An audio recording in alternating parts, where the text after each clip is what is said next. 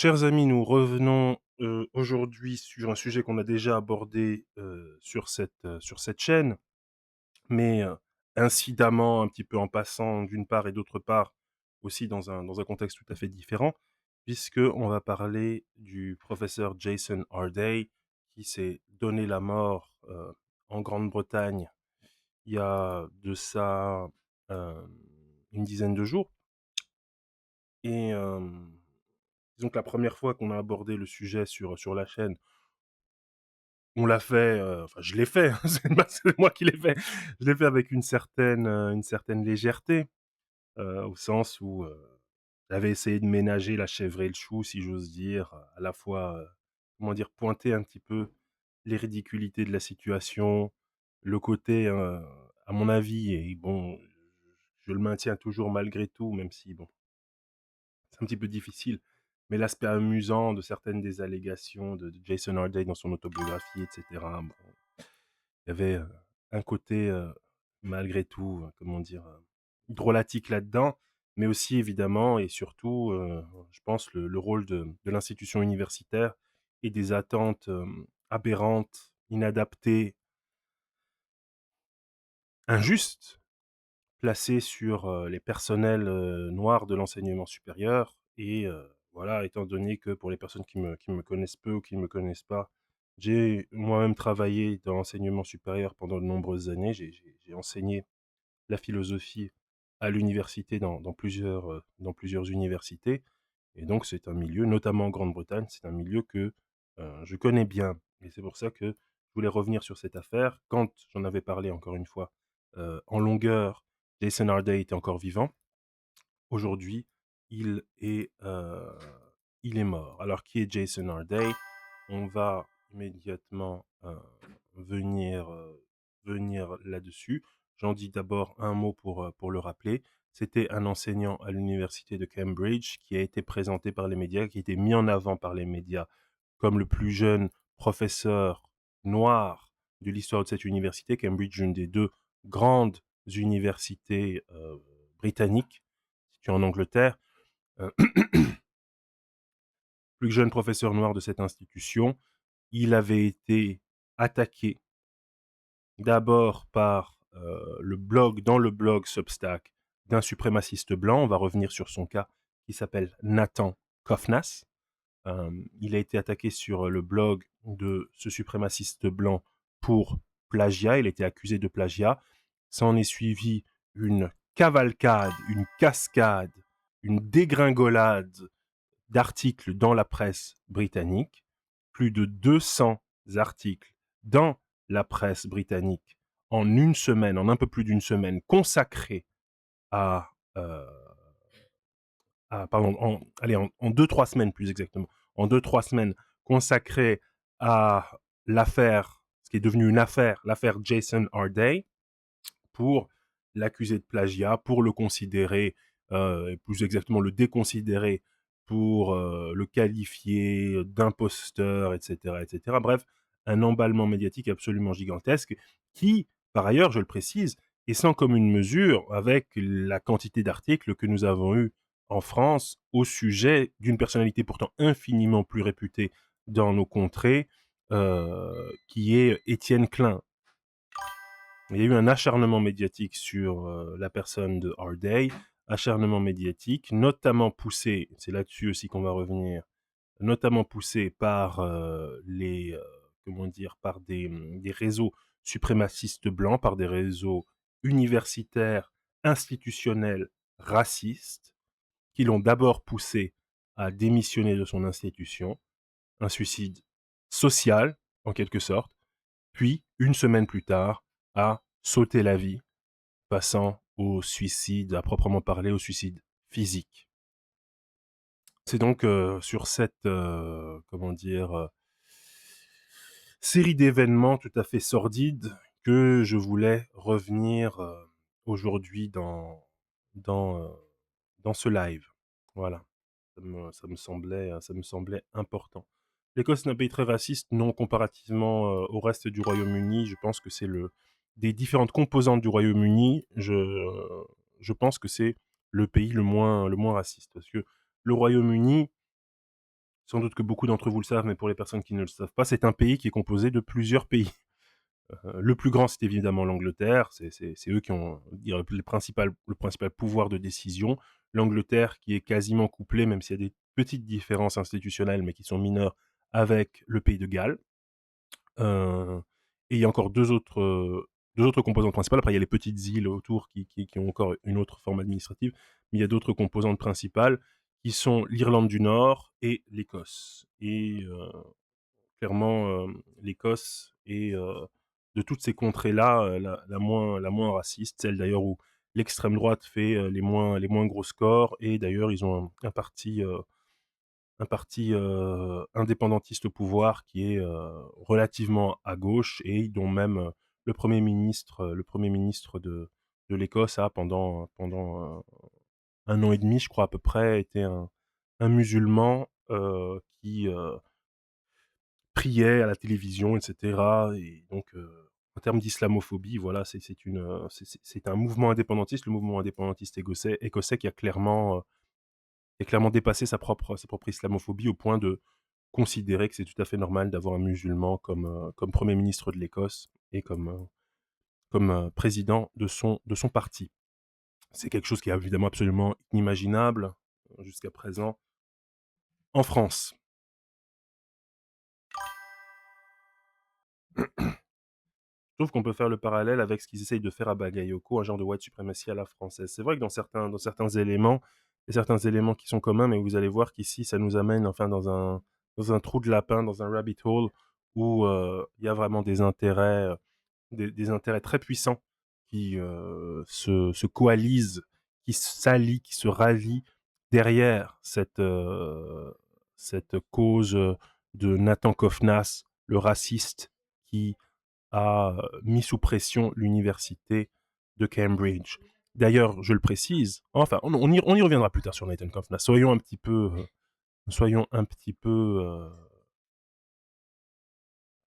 Salut Norman, merci. Chicon Vénère en parlait hier, c'est une folie. Je ne connais pas. Chicon Vénère, mon cher, prise complète. Mais c'est drôle, j'imagine qu'il est belge. S'il s'appelle Chicon Vénère, c'est assez amusant comme nom. Un streamer belge, oui, voilà, c'est logique, c'est logique. Un jeu de pouvoir blanc dans la sphère universitaire. Absolument, absolument, mon cher Tom.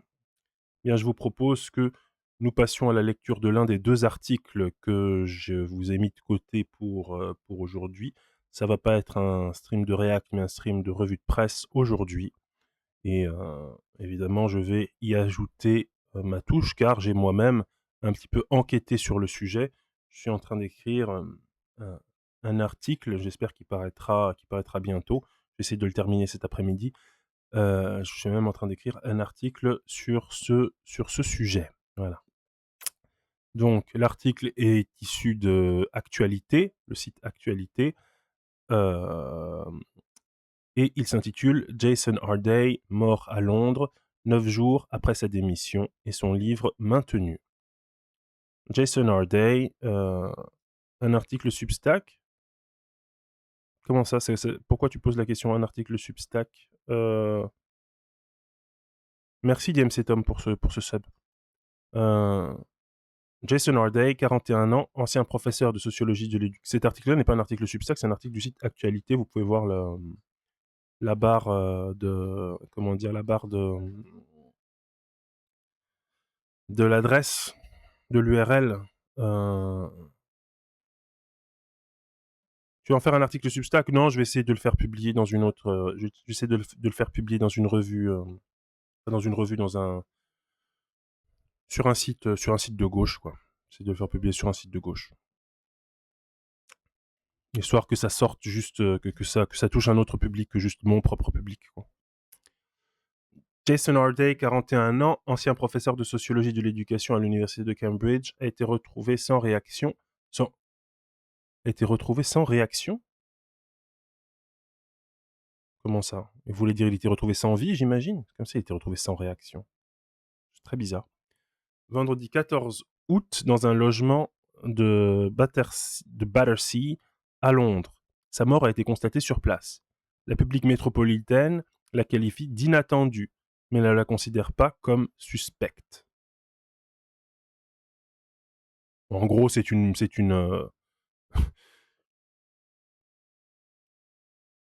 périphrase pour parler d'un suicide, n'est-ce pas? Oui, on dirait une traduction automatique, c'est clair. Alors que qui écrit l'article? Je pense que c'est une personne française qui écrit Clément avec un bel accent, Clément Solim. C'est donc pas un article étranger qui a été traduit pour un site de critique, d'analyse et d'actualité littéraire. Hein, comme actualité, ça la fout mal d'écrire de la sorte, franchement. En plus, la plupart du temps, leurs articles sont très bien écrits. Et là, pour le coup, bon, bref. L'article qui avait été consacré à l'ensemble de l'affaire Harday, celui sur lequel j'avais réagi dans un stream que suite à la mort de Harday, j'ai décidé de ne pas diffuser sur YouTube, qui ne sera pas diffusé sur YouTube. Euh, L'article était bien mieux fait, quoi. Mais peu importe.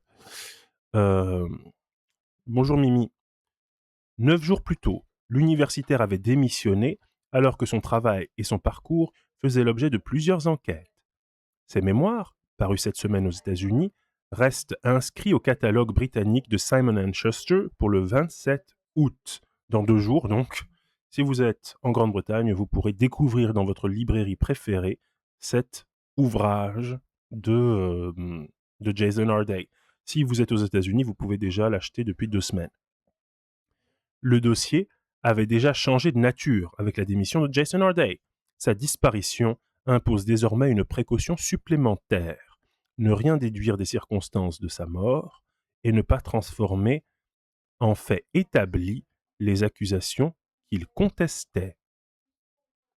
Selon la Metropolitan Police, citée par RTHK, les secours ont découvert le sociologue sans réaction, encore sans réaction, dans, dans une propriété de Battersea au sud de Londres vendredi après-midi. L'homme de 41 ans a été déclaré mort sur place. À ce stade, sa mort est considérée comme inattendue, mais elle n'est pas jugée suspecte, indique la police. L'enquête a été confiée à sa Central South Command Unit et un dossier doit être préparé pour le coroner. Aucune cause n'a été rendue publique. Aujourd'hui, on sait, des réactions de la famille ont été, ont été diffusées par une membre du Parlement britannique, une MP, une parlementaire britannique, et évidemment, la cause la cause est un suicide. Voilà.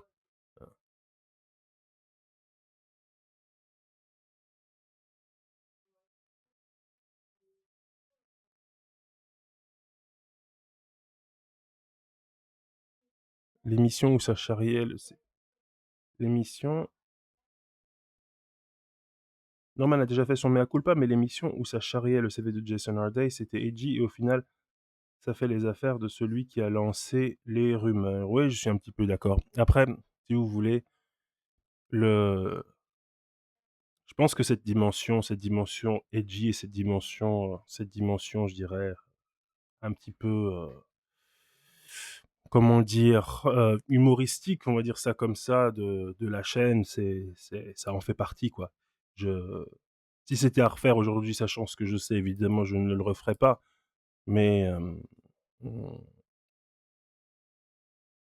en même temps, c'est un ton que je n'ai pas envie de lâcher, quoi, parce que pour moi, c'est important de pouvoir se moquer des choses.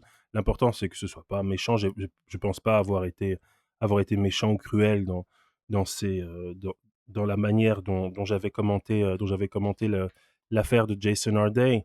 Euh, mais voilà, c'est toujours une ligne assez, assez fine. Et en même temps, voilà, je pense que c'est important de pouvoir rire de ce genre de choses, de toutes ces, comment dire, attentes qui sont placées sur nous, de ce type de réponse. Enfin, comment dire, le traitement edgy de l'affaire en elle-même, je, comment dire, même si je regrette la tournure que ça a prise, je vois difficilement comment j'aurais pu le traiter différemment vu le ton général le plus général, le ton le plus général de la chaîne. Et voilà, le but, c'est de faire du divertissement, et évidemment sans être excessivement cruel, sans être sans être cynique, quoi. Enfin, il y a qu'avec les fachos qu'on est cruel, évidemment. Là, pour le coup, c'est absolument, absolument sans limite. Mais voilà, pour des gens comme ça, qui sont avant tout des pauvres types, si j'ose dire, c'était le cas quand même de Jason Harday, c'était un pauvre type dans cette histoire, quoi. Un type qui a été ballotté dans des causes et dans des enjeux qui le dépassent largement, et il a été victime de tout cela. Euh, Enfin, voilà. Voilà, en tout cas, ce qui compte aujourd'hui, c'est plutôt de comprendre, je crois, de comprendre les mécanismes qui ont conduit à ça. Et c'est le but un petit peu de ce live de bilan, finalement, de cette histoire, du bilan d'étape, de, ce, de, ce, de, cette, de cette affaire Jason Harday. Hmm. L'université de Cambridge s'est dite profondément attristée. Jesus College, dont Jason Harday était fellow avant sa démission, a évoqué le choc et l'incrédulité de sa communauté, rappelant de lui un homme gentil et doux. Mais pourquoi est-ce que c'est écrit comme ça? C'est très très mal écrit, c'est atroce. C'est pas du français, ça. Rappelant en lui, à la limite. Rappelant de lui. Bref, je suis désolé de râler comme ça, mais bon. Plusieurs semaines de controverse.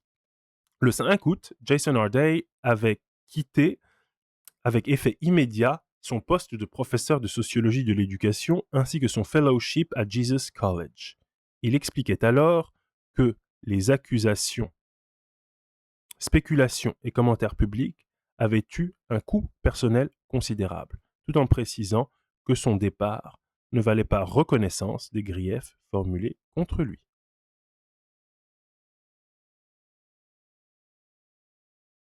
Charlie Cook écrit: au moment de l'article, je pense que c'était important de prendre un peu moins au sérieux certaines accusations, un peu par opposition à la suprématie blanche qui demandait trop de prouesses absurdes à ce professeur, mais qui se prend vachement au sérieux en le faisant.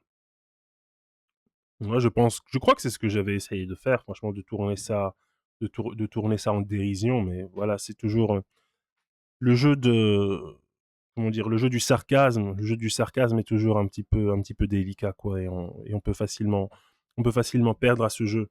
Mais, euh, mais encore une fois, c'est la ligne éditoriale de cette chaîne malgré tout, quoi. Et j'ai pas envie de la changer, tout simplement parce que moi-même ça me fait tellement rire, et c'est comment dire,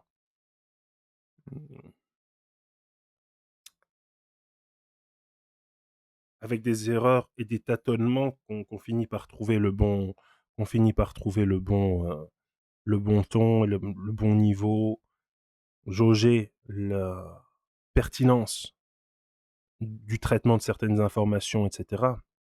Euh, faut du tact, quoi. Je pense que c'est surtout ça la leçon. J'ai pas envie de lâcher la proie pour l'ombre et de dire que je vais plus du tout procéder de la sorte, mais ça exige probablement davantage de tact et de discernement. La controverse concernait d'abord sa thèse de doctorat, soutenue en 2015 à Liverpool, John Moores University. Des articles, des articles de presse avaient relevé de nombreux passages présentant de fortes similitudes avec des travaux antérieurs. Jason Harday niait tout plagiat, tout en reconnaissant des erreurs commises pendant son doctorat. Liverpool John Moores University euh, avait auparavant examiné des plaintes concernant la thèse sans les retenir. Demain, on rira moins si Jérôme Bourbon se fait du mal. Faisons attention à nos paroles blessantes. Bon, ça, franchement, là, pour le coup, je pense que mes yeux seront absolument secs. Les interrogations s'étaient ensuite étendues à d'autres publications, à certaines qualifications et affiliations revendiquées, ainsi qu'à plusieurs épisodes de son parcours personnel. Cambridge avait d'abord défendu son professeur avant d'ouvrir de nouvelles investigations après l'apparition d'informations supplémentaires.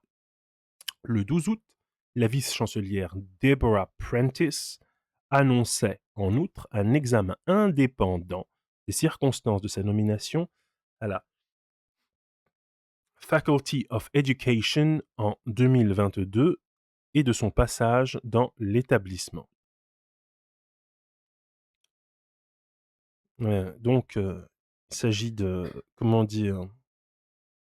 D'une enquête qui a été, Debord Apprentice, heu, d'une enquête qui a été ouverte à son encontre, même si son université d'origine, l'université qui lui a accordé son doctorat, a jugé que ce doctorat n'avait pas été obtenu frauduleusement, que, les, similitudes qui étaient, prouvables dans ce doctorat étaient explicables par des maladresses de bonne foi et non pas par une tentative, comment dire, systématique, une volonté systématique de plagier d'autres textes, etc., etc. Pour autant, Kofnas, dans son article de blog, a remis le couvert et a réattaqué au point de susciter, avec l'appui de nombreux médias, au point de susciter une nouvelle enquête de la part de l'université de Cambridge, l'employeur de Harday. La famille dénonce 3 années d'attaque. Après l'annonce de la mort, les proches de Jason Harday ont pris la parole par l'intermédiaire de son éditeur, Simon & Schuster UK. Ils affirment qu'il avait subi depuis son arrivée à Cambridge une campagne prolongée d'abus, destinée, selon eux, à la discréditer. C'est même moins grave que Klein au final. Oui, bien sûr, c'est beaucoup moins grave que Klein en termes de dimension, en termes d'intensité des plagiats. Il y a des textes qui sont des, comment dire, il y a eu une, comment dire, une on avait vu ça la dernière fois. Il y a certains articles de Harday qui ont été modifiés a posteriori pour corriger certains articles publiés dans des revues à comité de lecture qui ont été modifiés. En plus, c'était des articles, enfin, j'ai un exemple en tête, c'était en plus un article coécrit euh, qui a été modifié après coup parce qu'il y a eu certaines inexactitudes, etc. Bon, ça arrive parfois, c'est pas top en termes, comment dire, de scientificité, etc., de critères scientifiques, mais bon, ça arrive. Les textes ont été corrigés, ils sont restés en ligne, ils n'ont pas été, comment dire, déchus de leur statut d'article scientifique. Donc, comment dire, c'est pas si grave que ça, franchement. C'est pas si grave que ça. Et en plus, il y a un autre article, je vous invite à aller le lire. C'est un article en anglais qui est assez long, mais très, très détaillé. Je pense que je reparlerai de cet article-là dans ce live.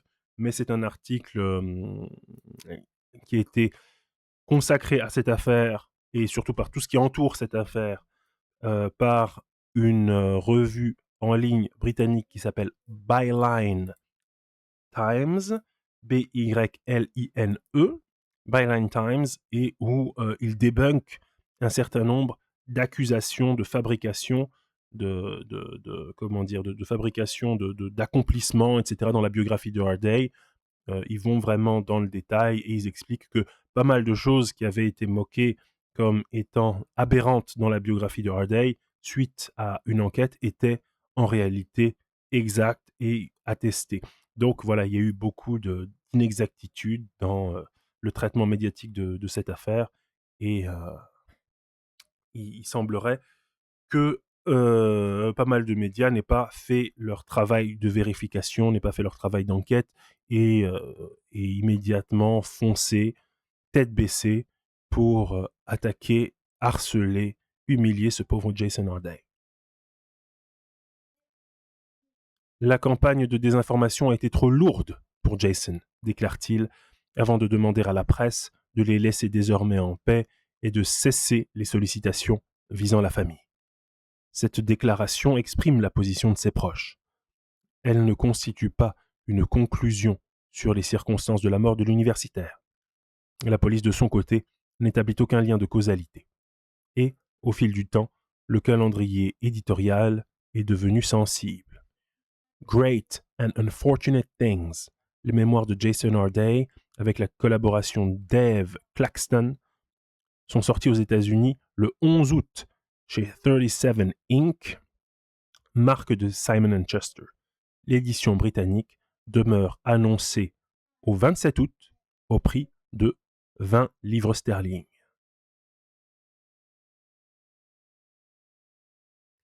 Selon sa présentation éditoriale, L'ouvrage raconte l'enfance d'un garçon diagnostiqué autiste et présentant un retard global de développement, resté longtemps non-verbal, qui aurait prononcé son premier mot à 11 ans, puis appris à lire et à écrire à 18 ans. Le récit suit ensuite son parcours dans l'enseignement et la recherche jusqu'à sa nomination à Cambridge en 2023. À 37 ans, qui fit de lui, oh là là, mais c'est mal écrit, c'est insupportable. Ce qui fit de lui le plus jeune professeur noir de l'histoire de l'université.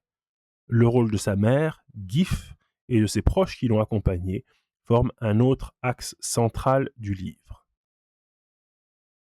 Cette attribution est désormais indispensable.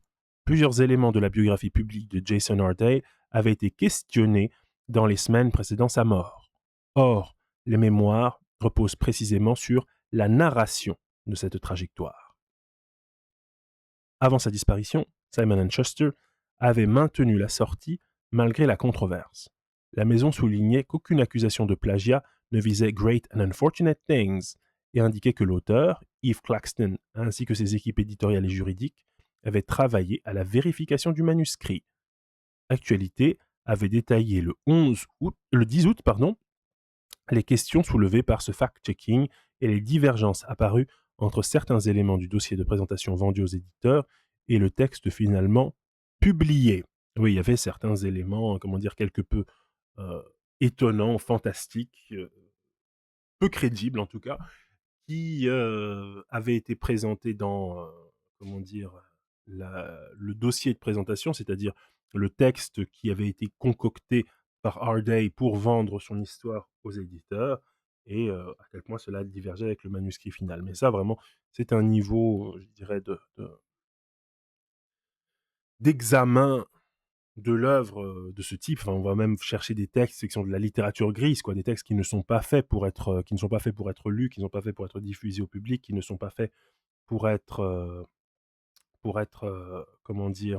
divulgués. Eh bien, ce sont ces textes-là que la presse a été chercher pour savoir si véritablement Jason Harday ne serait pas un pur et simple mythomane, ne serait pas un pur et simple imposteur, etc., etc., etc. Et c'est une espèce d'obsession finalement de leur part.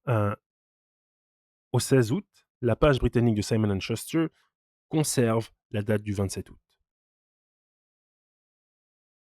Elle n'a toutefois pas été entièrement actualisée puisqu'elle présente encore Jason Harday comme professeur en poste à Cambridge. Ouais, écoute, il est même plus en vie. Il est même plus en vie et vous faites chier avec le fait de savoir s'il est encore en poste à Cambridge. De toute façon, il est plus en poste à Cambridge, il est mort.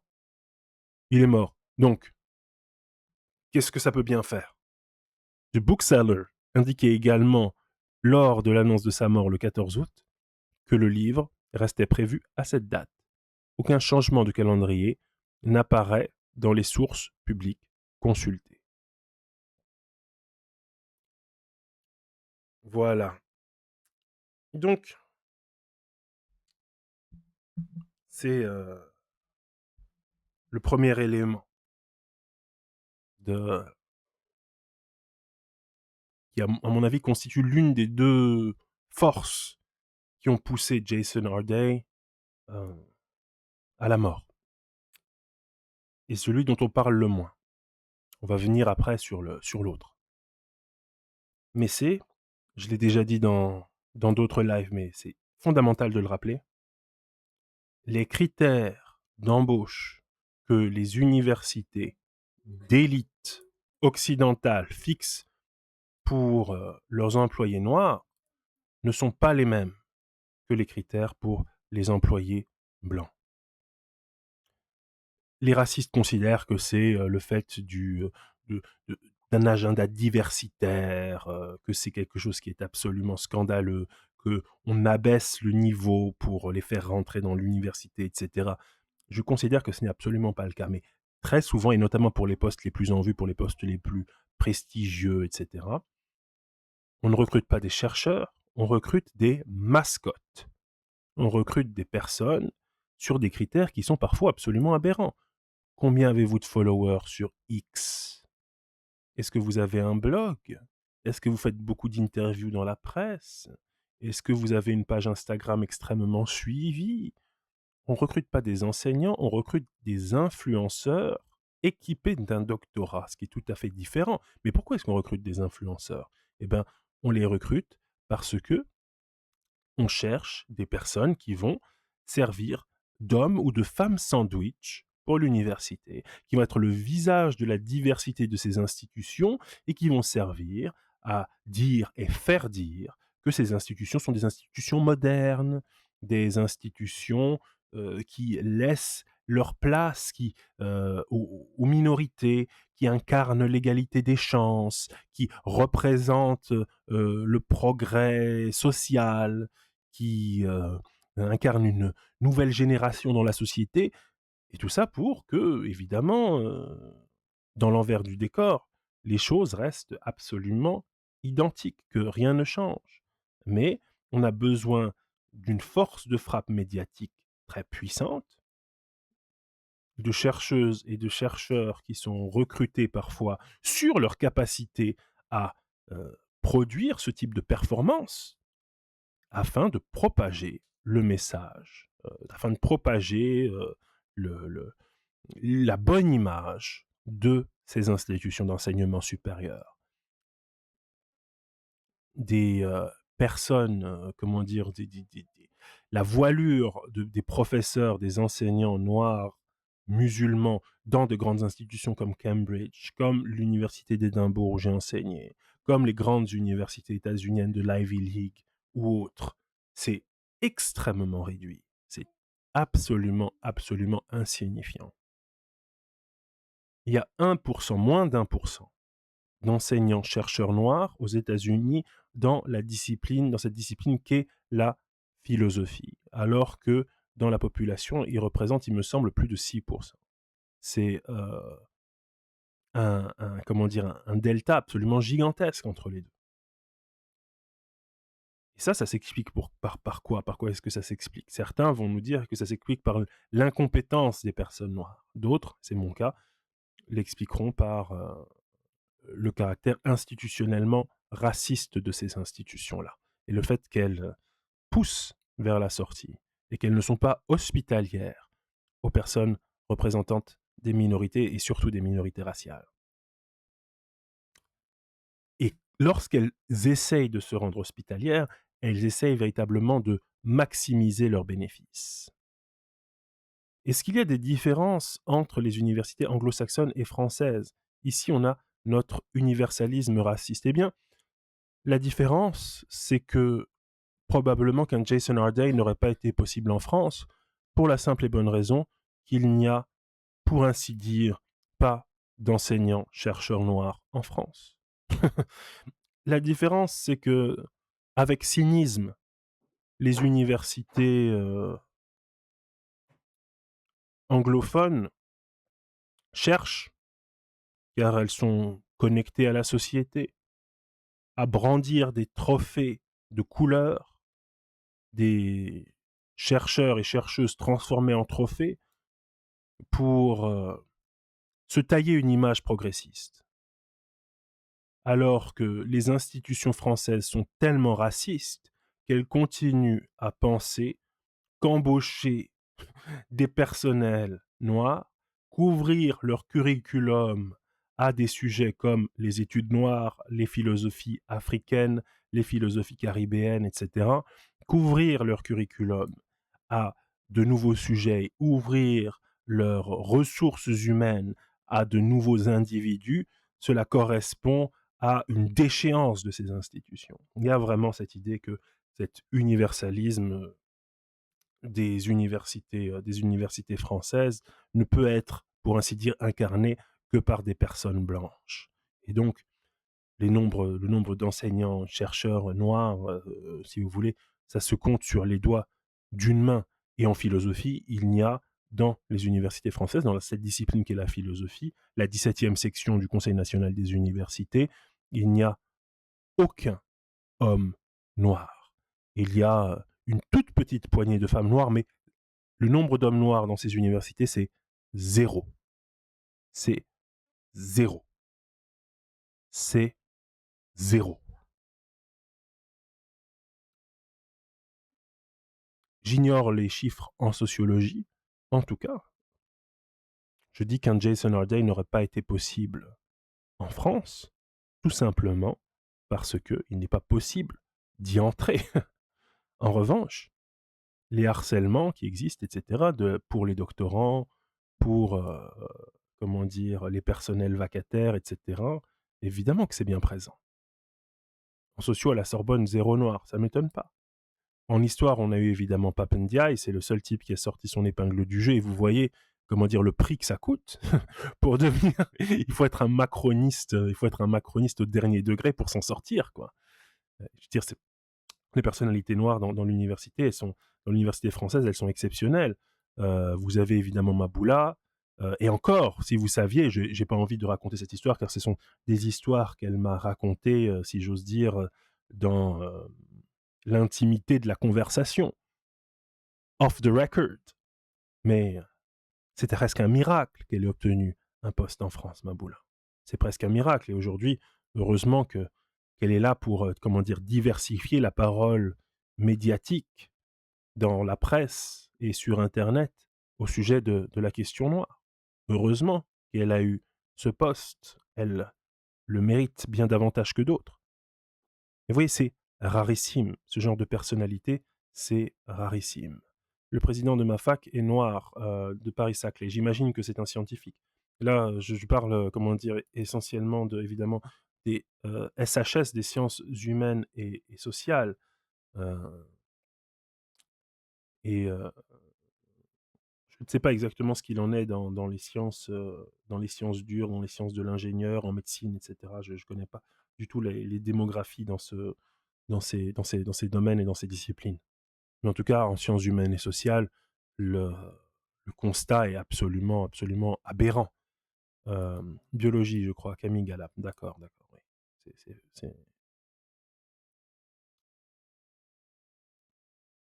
C'est une autre paire de manches, mais je sais qu'ils ont aussi des problèmes. Notamment aux États-Unis, les deux disciplines les plus racistes, enfin, c'est-à-dire où les blancs prédominent absolument et où il y a quasiment aucune diversité, c'est la philosophie et les sciences de l'ingénieur.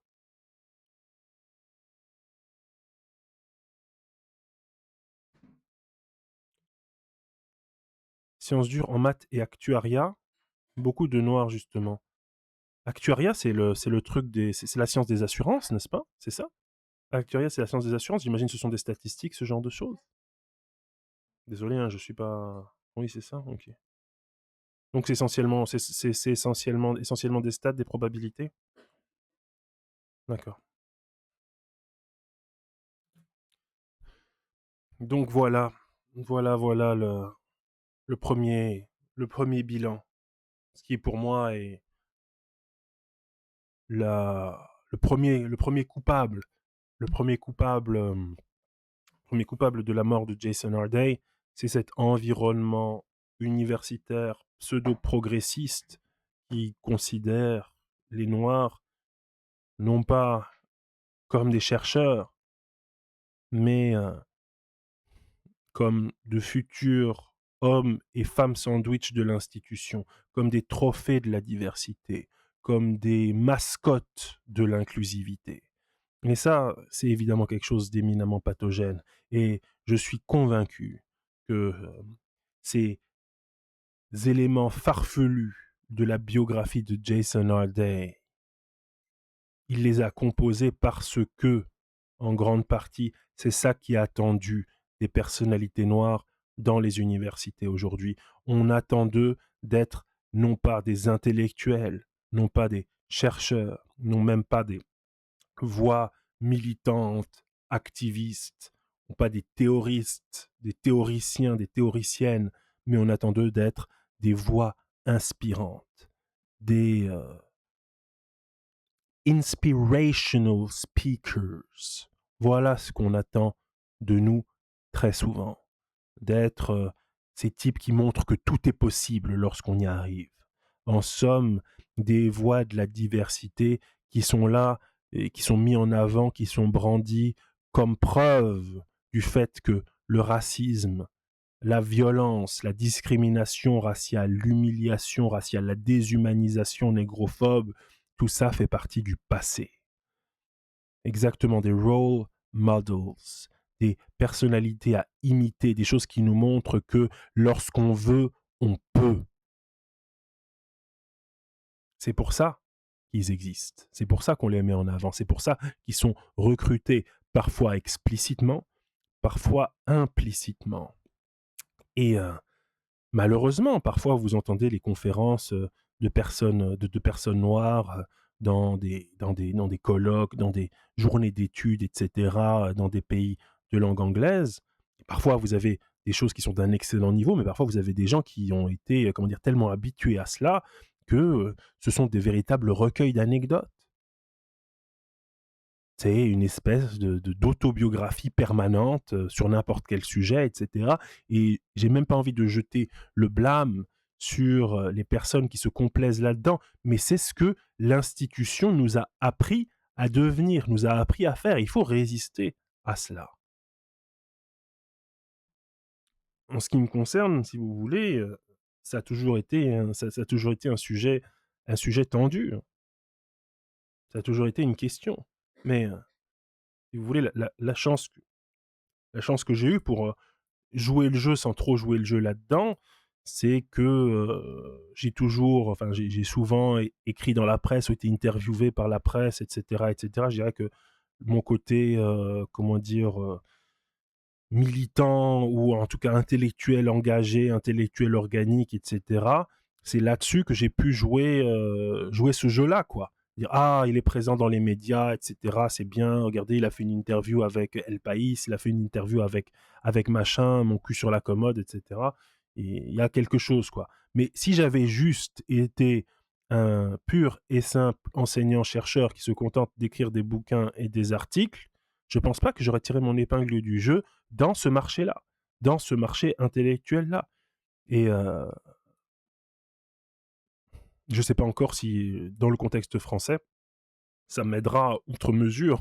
Que, je ne sais même pas si dans le contexte français, quoi que ce soit peut m'aider. Si c'est les dizaines d'articles, les bouquins, si ça est suffisant même pour exister comme noir dans l'enseignement supérieur en France. C'est clairement pas sûr.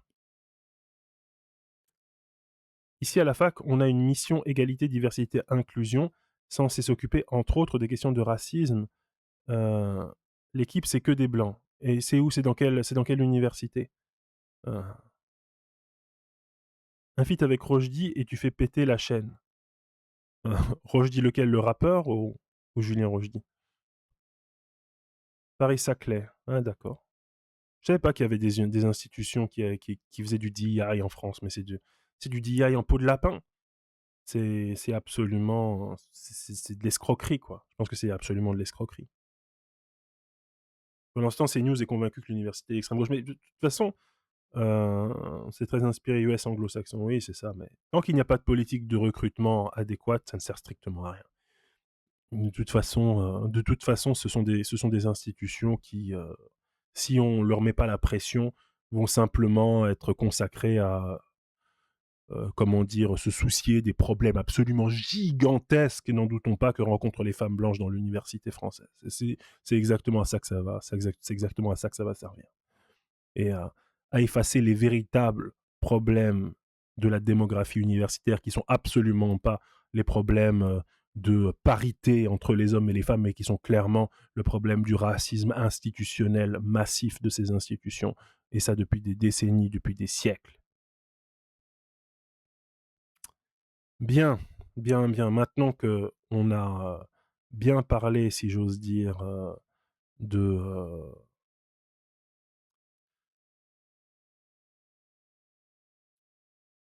premier pan, du premier mur que s'est pris Jason Harday, du premier côté de l'étau dans lequel il a été pris, euh, je propose qu'on passe au deuxième élément. C'est un texte qui, comment dire, que j'ai choisi pour différentes raisons, probablement pour de mauvaises raisons, car il a été écrit par une personne extrêmement peu recommandable. C'est un article du Point, qui a été créé par Nadia Gertz, qui est je ne sais plus si elle est une journaliste ou une chercheuse, en tout cas c'est une personnalité publique belge, qui est une sorte de sous-Caroline Fourest belge, qui défend à peu près les mêmes idées, comment dire, laïcardes, islamophobes, sionistes, etc., etc. Donc oui, le combo Le Point plus Nadia Gertz, vous pouvez être sûr que on va être sur un certain niveau de slope droitard. Mais il me semblait que ça pouvait être intéressant de voir le traitement que Le Point fait de cette affaire. Affaire Harday, l'accusateur devient l'accusé.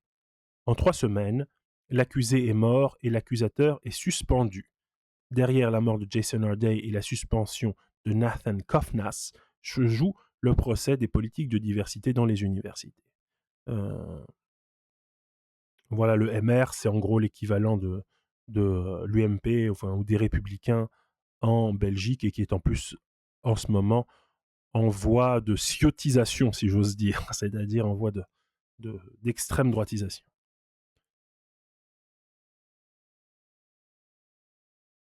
Cet article, je l'espère, va nous permettre de parler davantage de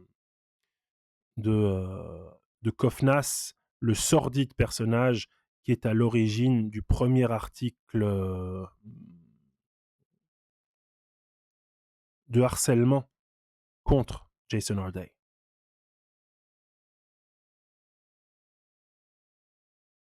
Nathan Kofnas, le chercheur par qui est née l'affaire Jason Harday, a annoncé sa suspension sur X ce 20 août. Je viens d'être suspendu par l'université de Gand. Je suis presque certain qu'ils vont me licencier, écrit-il, imputant la décision à la rectrice Petra De Sutter, ancienne dirigeante du Parti écologiste flamand.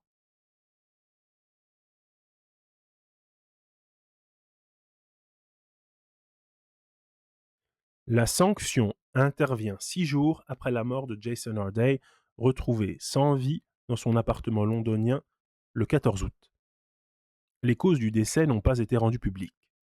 Âgé de 41 ans, cet ancien enfant autiste devenu à 37 ans le plus jeune professeur noir de l'université de Cambridge avait démissionné 9 jours plus tôt. Le 5 août, après des accusations de plagiat formulées contre lui par la presse anglo-saxonne fin juillet. Un contentieux jamais réglé. Pour comprendre le contexte de ces accusations, il faut remonter à 2023. Jason Harday vient d'être recruté par la prestigieuse université de Cambridge, où il occupe une chaire de sociologie de l'éducation. 2 enseignants l'accusent de plagiat. David Harris, professeur émérite de l'université de Plymouth Marjon, et Nathan Kofnas, chercheur postdoctoral à l'Emmanuel College de Cambridge. Jason Harday se défend de toute intention malhonnête, admettant des erreurs, mais les attribuant à son autisme et à un manque d'encadrement. La controverse s'engage aussitôt sur un terrain glissant, celui du racisme, dont sont suspectés tant David Harris et Nathan Kofnas. Harris est en effet l'auteur de travaux remettant en cause la théorie critique de la race, qui postule que le racisme est structurellement enraciné dans toutes les institutions de la société, et dont Jason Harday était un fervent défenseur. Lorsque Harris a signalé ses soupçons de plagiat, Harday a porté plainte pour harcèlement, une plainte classée sans suite par la justice. Harris a néanmoins été privé de son titre de professeur émérite en septembre 2025, avant d'être réintégré en mars 2026. Quelle erreur! Quelle erreur! La théorie du réalisme racial. Voilà. Harris, je ne le connais pas, donc je ne vais pas m'avancer sur sa théorie ou sur sa pensée. Par contre, Kofnas, je connais un petit peu. Et lui, accrochez-vous parce que c'est coton. C'est pas exactement votre petit raciste de base, le petit raciste du coin de la rue. Là, on est sur du gros, sur du turbo raciste, si vous voulez. Et quelqu'un qui illustre bien cette phrase assez amusante. Je me demande pourquoi à chaque fois que vous voyez un suprémaciste blanc, c'est le blanc le moins suprême que vous pouvez imaginer. Je vous invite à chercher sa tronche sur Google, vous serez pas déçus. Il a exactement la même gueule que Marie dans Animal Crossing, si vous voulez. Il a la bouche de Marie dans Animal Crossing, Kofnas. Regardez-moi ça. Non mais franchement, vous voyez? La bouche de Marie dans Animal Crossing qui fait comme ça, toc, toc, toc, qui fait un espèce de V comme ça. C'est tout à fait lamentable. Euh,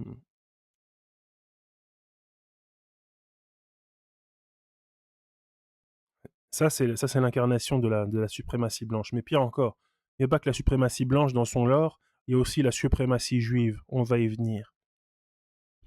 Car il est juif, figurez-vous. Une nouvelle, euh, une nouvelle preuve qu'en 2026, être nazi et juif, ça peut facilement aller ensemble. Toutes les contradictions sont dépassées, n'est-ce pas? On est dans le monde d'après l'histoire rêvé par saint Paul dans l'une de ses épîtres. Là. Toutes, les, toutes les contradictions sont résolues dans l'harmonie. Nazis et juifs, aucun problème. Il en tire une opposition frontale. Nathan Kampnas défend la théorie du réalisme racial selon laquelle les différentes races humaines ne seraient pas dotées d'une intelligence égale. Pourquoi est-ce qu'ils veulent pas que ils veulent pas que je ils veulent pas que je ils veulent pas que je lise ça hein. Il en tire une opposition frontale aux politiques de diversité, d'équité et d'inclusion, donc DEI. Sans discrimination positive, soutient-il, le nombre de professeurs noirs dans les universités serait proche de zéro. Je répète, sans discrimination positive, soutient-il, le nombre de professeurs noirs dans les universités serait proche de zéro. Et il est vrai qu'en France, il n'y a pas de discrimination positive et le nombre de professeurs noirs est proche de zéro. Bon. Alors à vous de me dire, est-ce que vous estimez que l'exclusion de l'université de quelqu'un comme Hamzat Boukari Yabara est quelque chose d'absolument logique, que c'est un type qui n'a absolument pas sa place dans l'institution. Est-ce que c'est quelqu'un qui ternirait la réputation de l'institution, ou bien est-ce que c'est que l'université française est structurellement raciste et négrophobe? Je me contente de poser la question. Ce sont d'ailleurs ces théories qui ont mené à son licenciement en avril 2024. Et oui, mais un certain nombre de collègues, un certain nombre d'enseignants, un certain nombre même de membres de la nomenclatura, si j'ose dire, de l'université, se sont rendus compte de ce qu'il disait. J'ai d'ailleurs traduit un petit passage là d'un de ses textes de son Substack, parce que j'ai un peu épluché le Substack de Nathan Kofnas, et vous trouvez des perles, hein, vous trouvez des perles. Mais c'est quelqu'un qui est censé être un grand chercheur, mais en réalité, sa première production intellectuelle, ce sont les articles de blog tout à fait stupides qu'il égrène sur son Substack. En réalité, écrit-il, c'est dans un article qui s'intitule Victory Without a Hereditarian Revolution, une révolution héréditariste. C'est en gros la thèse qu'il défend selon laquelle l'intellect est héréditaire. En réalité, la thèse de l'égalité est fausse, écrit-il. Malgré tout l'argent et toute la bonne volonté du monde, il y a des limites aux injustices de la nature que nous sommes capables de corriger. Voilà. Avec toute la bonne volonté du monde, nous ne pouvons pas corriger toutes les injustices de la nature. Et quelles sont les injustices de la nature? Eh bien, c'est très simple. C'est que les Blancs, et notamment les Juifs, sont plus intelligents que les autres. Vous allez me demander, mais pourquoi est-ce que tu insistes sur cette histoire de Juifs? Eh bien, parce que lui-même a écrit des articles où il débat, des articles publiés dans des revues scientifiques, c'est ça le pire, où il débat avec des psychologues, notamment un psychologue qui est un suprémaciste blanc, où il fait une théorie évolutionniste sur les juifs, etc., de pourquoi est-ce que les juifs sont grégaires, etc. En gros, c'est un espèce de type qui était assez influent dans l'alt-right, et Kofnas répond à ce raciste-là par sa propre version du racisme, et où il explique que, eh bien, au contraire, c'est que évolutivement, génétiquement, les Juifs sont des êtres particulièrement intelligents, qui sont plus intelligents que les autres, et que donc ils représentent une partie de la population blanche, qui est une partie, un segment d'élite de la population. C'est un type qui croit à la supériorité de la race blanche et qui croit à la supériorité de la race juive. C'est très littéralement, sont très littéralement les positions que défend ce type. Après, est-ce qu'on s'étonne qu'il ait été viré après avoir distillé ce type de conneries? Est-ce qu'on s'étonne qu'il ait été viré de l'université de Cambridge? Nullement. Personnellement, je m'en félicite. Je me félicite que ce type ait été jarté d'un bon coup de pied au cul de cette université dans laquelle il n'avait pas sa place. Pourquoi est-ce que je dis qu'il n'avait pas sa place? Eh bien parce que, en réalité, quand on creuse, on va le faire tenter plus au cours des prochaines minutes de ce live, mais en réalité, euh, il a été sponsorisé toute sa vie. Hein. Il n'a obtenu sa thèse qu'en 2020. Mais déjà, en 2012, il avait publié un premier ouvrage, un ouvrage qui s'intitule euh, Reptiles with a Conscience, des reptiles conscients.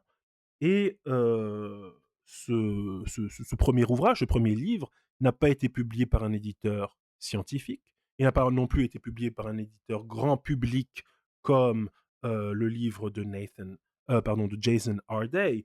Il a été publié par un obscur think tank raciste, suprémaciste blanc, qui s'appelle le Ulster Institute for Social Research. Et cet obscur think tank est présidé par un psychologue raciste, suprémaciste blanc du nom de Richard Lynn.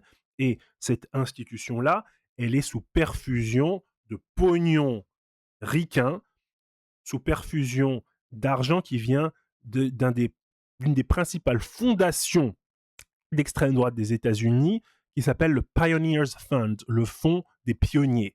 Et ce fonds des pionniers, c'est une espèce de machine à distribuer du fric à tous les racistes de la planète, à tous les chercheurs racistes, à toutes les personnalités qui sont capables de faire, comment dire, avancer l'agenda raciste, racialiste, suprémaciste blanc d'extrême droite. Donc, ce type qui se présente comme un grand chercheur neutre, comme l'incarnation de l'éthique scientifique, l'incarnation de l'éthique de la recherche, est en réalité un chercheur relativement médiocre. Les seuls véritables accomplissements qu'il a eu dans son existence, c'est qu'il a été étudiant dans de bonnes universités, c'est-à-dire que c'est un simple esprit scolaire comme il y en a bien d'autres. Il a fait ses études de deuxième cycle, ses études undergrad à l'Université Columbia à New York, puis il a fait ses études de troisième cycle à l'université de Cambridge. Il a obtenu son master, il a obtenu son doctorat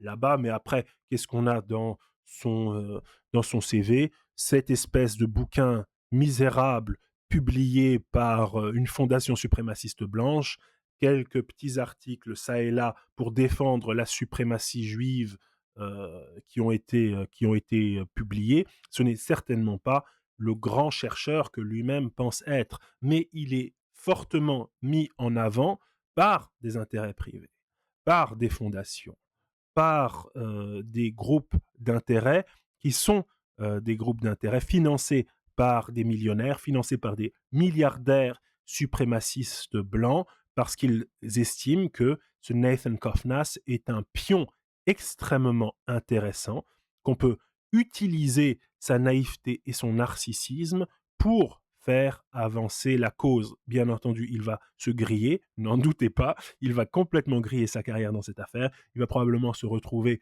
enseignant dans une coquille de noix états-unienne comme Liberty University, ces espèces de merdes d'universités privées d'extrême droite qui commencent à fleurir un petit peu partout aux, aux États-Unis. Non, on n'a pas encore parlé de James Orr. Je ne pense pas parler de James Orr aujourd'hui, mais si, peut-être tout à l'heure, quand on va parler d'une autre institution qui est, pardonnez-moi, j'ai mes notes là, j'ai mes notes en même temps. C'est rare que je prenne des notes pour faire les lives, mais là, il y a tellement de conneries.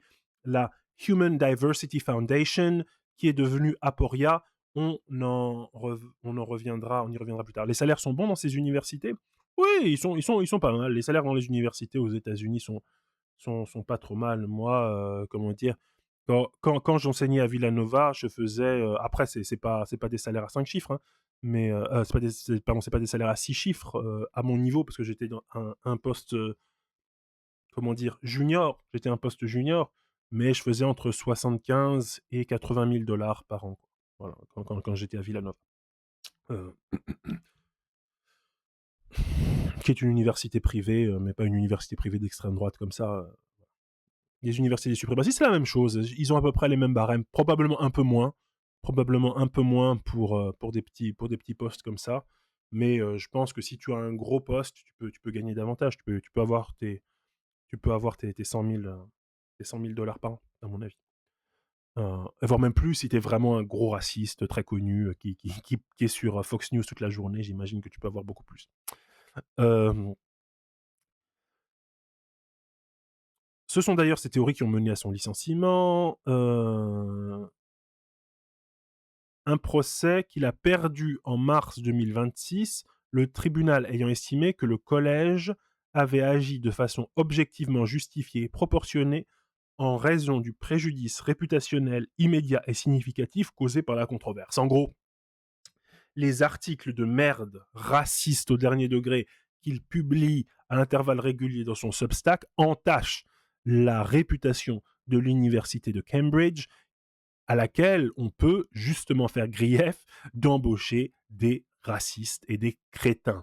Effectivement, il est une charge, il est un poids, il est une salissure dans l'histoire de l'université de Cambridge. Mais il va essayer de se refaire une santé.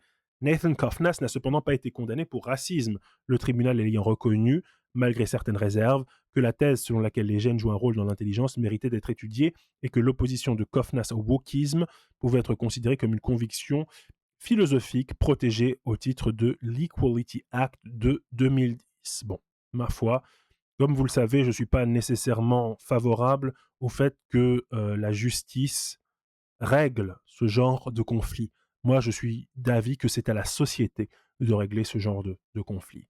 Et je ne pense pas que c'est nécessairement le rôle de la loi de dire ce qui est raciste et ce qui n'est pas raciste. Je pense que c'est d'une part le rôle de l'institution de Cambridge de se débarrasser d'un type comme ça, et c'est notre rôle à nous de le terroriser dans la rue à chaque fois qu'on le croise. Voilà ce que j'en pense, si vous voulez. Sa liberté académique ainsi réaffirmée, Nathan Kofnas a pu poursuivre sa carrière académique à Gand, malgré une lettre ouverte émanant de 48 membres du département de philosophie de l'université flamande. 48, c'est gigantesque. Déjà, un département de philosophie avec 48 membres, c'est énorme. 48 enseignants. À Édimbourg, il y a ce nombre-là. C'est une voilure énorme. Et si vous, si vous en avez 48 qui, sont fâchés pour votre venue, ça, c'est quelque chose de dingue. Mais vous savez très bien comment est-ce qu'il a pu être embauché malgré l'opposition d'à peu près tout le monde, dans une espèce de débâcle démocratique absolu, alors que normalement, les instituts... Qu'est-ce que c'est que cette merde-là? Qu'est-ce qui se passe? Oh là là, il est mal foutu, ce site. Et que des pubs. Salut Norman, tu as dédicacé ton livre pour moi aux amphis et j'en suis ravi. Eh ben, avec joie. Tout le plaisir est pour moi. Le titre suivant, le fond du problème des politiques de diversité, ça, je sens que ça m'énerve. Le problème, c'est pas qu'il y a des suprémacistes blancs qui sont engagés dans des universités contre l'avis des chercheurs, contre la logique la plus absolue, la plus évidente de l'évaluation par les pairs. Le problème, c'est absolument pas ça. Le problème, c'est les politiques de diversité. Hein? C'est ça. Mais est-ce que les politiques de diversité sont la cause du fait qu'on diversifie des départements de philosophie sérieux en les saupoudrant de suprémacistes blancs? Est-ce que la diversité, c'est ça? Est-ce que la diversité, c'est partout où il y a des gens qui essayent de réfléchir philosophiquement, on plante un certain nombre de fascistes comme ça pour apporter un petit peu de contradiction, un petit peu de diversité? Est-ce que c'est véritablement ça qui nous manque là en termes de... Enfin, on va voir quel va être son argument. Je pense que l'argument qu'elle va nous sortir va être encore pire que celui-ci. Bref. Euh, Pourquoi est-ce qu'un type comme ça peut se retrouver à l'université de Gand? Eh bien, mon avis, ce n'est que mon hypothèse, mais c'est ce que comment dire, l'hypothèse que je formule suite à la lecture de l'article de Byline Times dont je vous avais parlé tout à l'heure. Euh, Très souvent, ces types-là sont poussés par des institutions abreuvées généreusement de fonds privés. Il se trouve, c'était le cas de Orr, dont on a parlé tout à l'heure, qui a été poussé par ces institutions-là. Ces institutions font à des universités vénérables des dons conséquents, des dons parfois de plusieurs millions de dollars. C'est censé être de la philanthropie. C'est censé être pour soutenir la recherche. Seulement, ces dons-là sont parfois conditionnés à certains critères. Et parfois, ces critères sont des critères tels que vous devez embaucher un poste de chercheur, un postdoc, un poste de postdoctorant, tel ou tel individu. Et ainsi, vous pourrez profiter de ces millions que nous vous offrons généreusement. C'est avec ce type d'échange de bons procédés, si j'ose dire, que des institutions étendent leur influence et placent à des postes clés des individus dont le crédit académique et intellectuel n'est pas toujours valable. Et vraiment, je me demande, avec la grande variété, prolifération de discours zététiciens dans le web français, comment ça se fait que ces zètes si zélés à discuter de toutes les questions, de tous les sujets qui ont trait à la neutralité scientifique, à l'indépendance de la recherche, etc., ne se sont pas penchés sur ce type de questions autour de Kofnas, autour de Jason Harday, les pouvoirs considérables qui entourent Jason Harday. Donc, j'ai parlé à l'instant de ce Ulster Institute for Social Research, mais encore, ça, ce sont des bouts de chou comparés à une fondation liée au multimilliardaire technofasciste Peter Thiel, qui s'intitulait la Human Diversity Foundation, qui est une fondation qui vise à prouver très exactement ce que cherche à prouver Nathan Kofnas, à savoir l'inégalité biologique des races, la supériorité de l'intellect blanc, la supériorité de la race blanche. La diversité, c'est pas, si vous voulez, la diversité de diversité, inclusion, équité.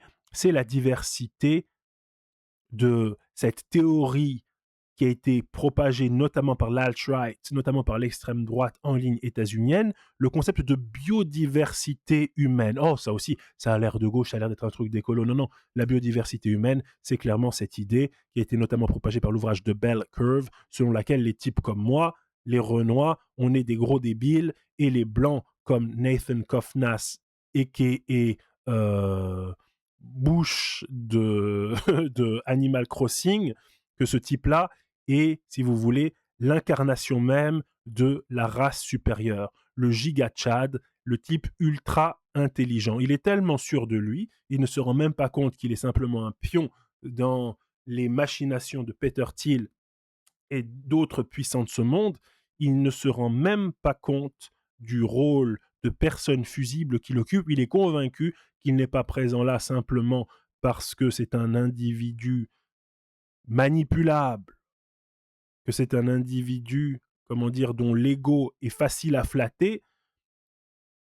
Il ne se rend pas compte de cette position, comment dire, contingente dans le jeu de ses puissances, et il a dit dans une interview qui a été assez virale, qui a fait pas mal parler d'elle sur le web anglophone. Il explique, lorsque le journaliste lui demande qu'est-ce qu'il s'imagine faire dans les années prochaines, comment est-ce qu'il imagine la suite de sa carrière, il se dit, oh, après la révolution, sous-entendu bien sûr la révolution conservatrice, la révolution de la réaction, la révolution raciste, il deviendra le directeur du département d'eugénisme et de sciences de la race à l'université Harvard. Merci Brock, merci beaucoup, merci. Ah non, pardon, merci DMC Tom d'avoir offert ce sub à Brock. C'est très très généreux de ta part. Euh, donc voilà, il a des illusions de grandeur, ce cher Nathan Coffness. Il n'a rien écrit de significatif à part des posts de blog qui lui ont permis de se faire renvoyer et du confortable poste qu'il a occupé à Cambridge. C'est tout ce qu'il a accompli. Ce qu'il a accompli dans sa vie, c'est écrire des posts de blog de merde qui causent des renvois, qui causent des suicides, mais il est convaincu d'être un immense scientifique et un immense penseur. Ça, c'est l'illusion, si vous voulez, des chercheurs blancs qui, comment dire, n'ont strictement rien fait dans leur vie, mais sont persuadés, parce que 3 connards leur ont donné des compliments, sont persuadés d'être des immenses génies. Mais le problème, c'est que, encore une fois, c'est une personne fusible dans cette affaire. Vous ne pouvez pas imaginer qu'il va connaître une carrière absolument flamboyante après toutes les casseroles qu'il est en train de se foutre au cul. Alors, voyons en quoi désormais le fond du problème résiderait dans les politiques de la diversité. Hein. Permettez-moi d'en douter. Mais c'est cette même université, donc l'université de Gand, qui annonce aujourd'hui la suspension de Coffness, à qui elle reproche, dans l'affaire Jason Harday, des interventions publiques qui semblent se transformer en campagne ciblée d'élimination professionnelle, dépassant les limites permises au débat académique. Mais c'est évident, le type s'est fait virer comme le malpropre qu'il est de l'université de Cambridge pour ses prises de position racistes. Il en veut à Harday, lui, d'avoir été embauché au plus haut grade de l'université, le poste de professeur. Il lui en veut d'avoir, lui, publié davantage d'articles, davantage d'ouvrages collectifs, davantage de chapitres que lui. Il lui en veut, ils sont de la même génération, nous sommes tous de la même génération, Harday. Coffness et moi-même, nous sommes tous des millénials et le CV en réalité de Coffness est médiocre. Voilà, c'est un CV nul à chier. La seule chose qu'il a réussi à accomplir, c'est le fait de se mettre en avant dans des blogs et d'être poussé au cul par des fondations fascistes pour servir de voiture bélier et défoncer ce qu'ils estiment être la position injuste occupée par les quelques rares personnalités noires dans les universités occidentales.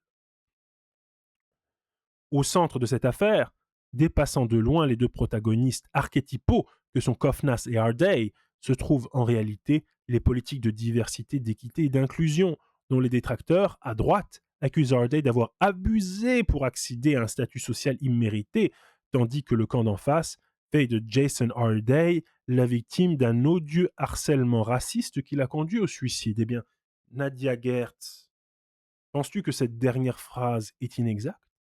Jason Harday n'a pas, avec ses plus de 200 articles diffusés contre lui par la presse britannique, sans compter les infinies quantités de contenus sur YouTube, de posts sur X, de contenus sur Instagram, sans parler de tous les autres réseaux sociaux, n'y a-t-il pas eu un odieux harcèlement raciste à l'encontre de Jason Harday à cause de Coffness? Moi, je pense que c'est évident que c'est le cas. C'est absolument évident que ce odieux harcèlement raciste a existé. Et est-ce que Harday a abusé des politiques de DEI pour obtenir un statut social immérité? On n'abuse pas du DEI. C'est le DEI qui abuse de nous. C'est ça, c'est de cela qu'on ne se rend pas compte. C'est ça qui est, comment dire, absolument incompréhensible pour ces gens qui ne comprennent rien au fonctionnement de l'université, au fonctionnement de l'institution. on continue à avoir une vision de l'université, non pas comme un endroit où on va travailler, non pas comme quelqu'un qui nous fournit un job, mais comme une espèce d'ordre de chevalier.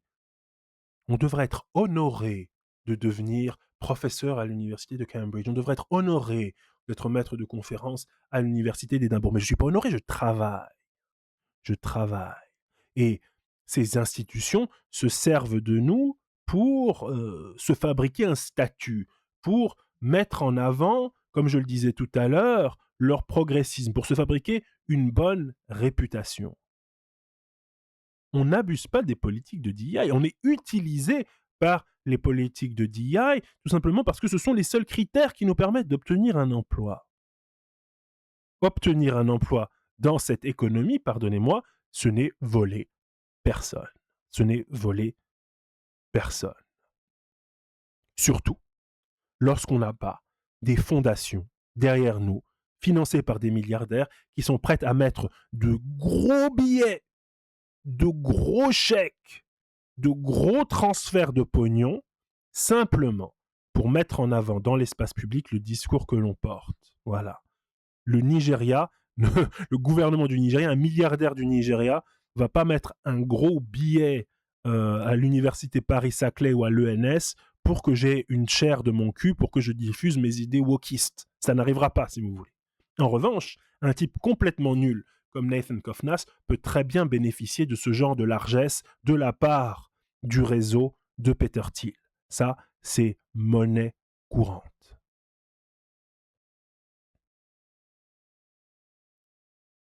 Dans ce micmac sordide, la vérité pèse malheureusement de bien peu. Et c'est bien le problème, car on doit évidemment condamner avec la plus grande énergie la racialisation des débats autour de Jason Harday. Le problème n'est pas qu'il soit noir, ni jeune, ni autiste. Une université digne de ce nom ne saurait s'arrêter à ces caractéristiques.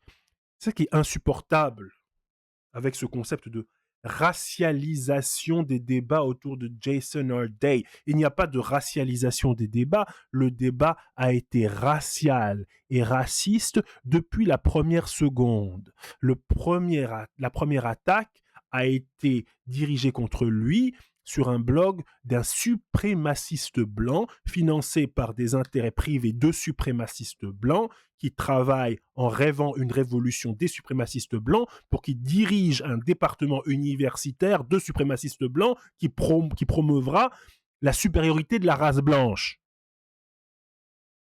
Qu'est-ce qu'il faut de plus? Qu'est-ce qu'il faut de plus pour que on reconnaisse le caractère foncièrement et fondamentalement raciste de cela? J'ai oublié une chose, que lorsqu'on parle des puissances qui soutiennent Jason Harday, qui soutiennent Kofnas et qui insultent Jason Harday. Kofnas a été soutenu pas seulement par ces institutions suprémacistes blanches, il a été soutenu par l'institution suprémaciste blanche la plus haute, puisque l'ambassade des États-Unis à Bruxelles a soutenu Kofnas, affirmant que l'université de Gand, cette université belge, était en train d'attaquer un citoyen états-unien, car Kofnas n'est pas britannique, il est états-unien, c'est un gros con de ricain de Chicago, comme Nick Fuentes, un raciste de Chicago comme Nick Fuentes, un type qui est même pas vraiment blanc, mais qui se croit plus blanc que blanc, comme Nick Fuentes. Les blancs de Chicago, il va falloir les soigner, sérieusement, c'est un problème. C'est un type, ce Kofnas, qui est soutenu par l'ambassade des États-Unis en Belgique. L'ambassade des États-Unis en Belgique dit qu'elle va mettre la pression sur l'université de Gand et sur les universités belges en général, qui vont couper toute leur collaboration entre les universités états-uniennes et les universités belges. Que c'est quelque chose d'absolument injuste, que Kofnas n'a rien fait de mal, que c'est un parangon de la liberté académique, que sa liberté d'expression est en train d'être foulée aux pieds, alors que c'est juste un suprémaciste blanc, idéologisé, financé par les intérêts privés, une courroie de transmission de l'idéologie de Peter Thiel et de nouvelles émules du Ku Klux Klan. Et ça, c'est soutenu non seulement par cet envoyé de Trump qu'est l'ambassadeur des États-Unis en Belgique, mais il a également une pétition de divers chercheurs, notamment Steven Pinker, cette espèce d'athée complètement débile, complètement dégénéré, et tout un aréopage de chercheurs plus ou moins mouillés dans des affaires de racisme, de discrimination, etc., qui soutiennent à plein bras Kofnas de peur que le glaive de la vengeance vienne bientôt s'abattre sur leur nuque de connards. Voilà. Et on a cette espèce d'attelage de sordides crapules politiques, milliardaires, chercheurs suprémacistes blancs, militants racistes, tout ça d'un côté comme de l'autre de l'océan Atlantique qui se coalisent pour soutenir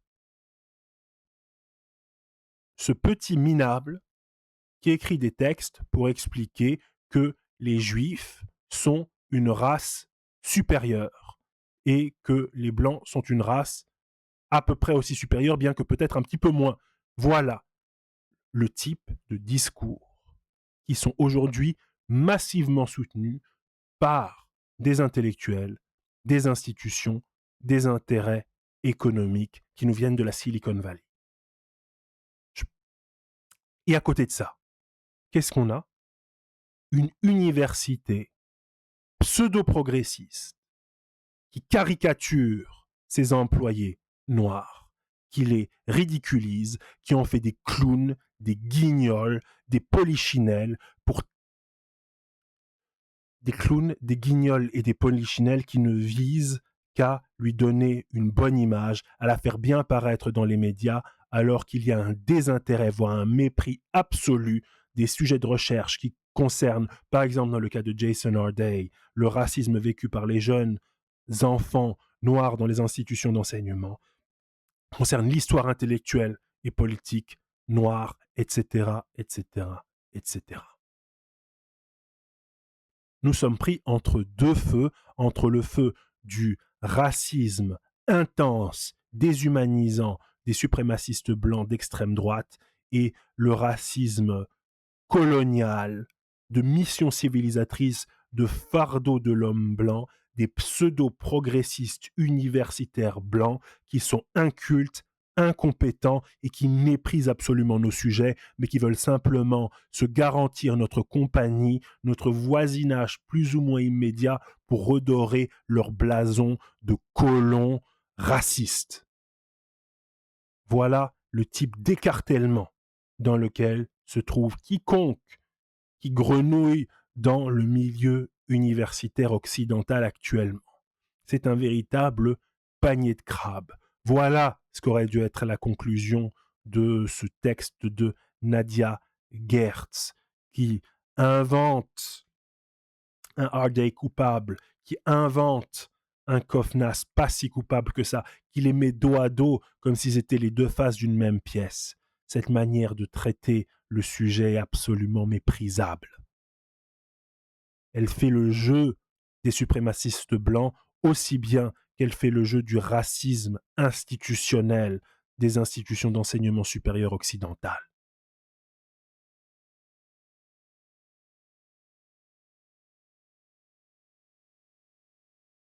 Le problème est qu'il occupait, Harday, peut-être un poste académique auquel il n'aurait pas pu prétendre en se fondant sur ses seuls mérites. Mais qui le peut? Est-ce que Kofnas s'est fondé sur ses seuls mérites pour occuper les postes qu'il a occupés? Il n'aurait dû, s'il s'était fondé sur ses seuls mérites, en occuper aucun.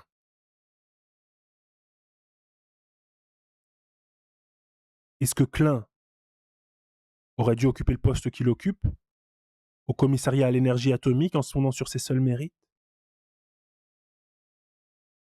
Qui ici peut dire que les postes qui sont occupés par un grand nombre d'enseignants-chercheurs ils les doivent à leur seul mérite.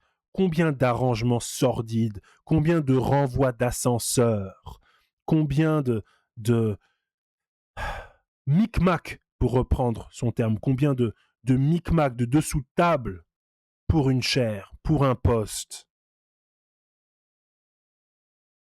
C'est honteux de considérer que les irrégularités commencent à partir du moment où ce sont des chercheurs noirs, d'autres chercheurs issus des minorités qui sont discutés dans l'espace public.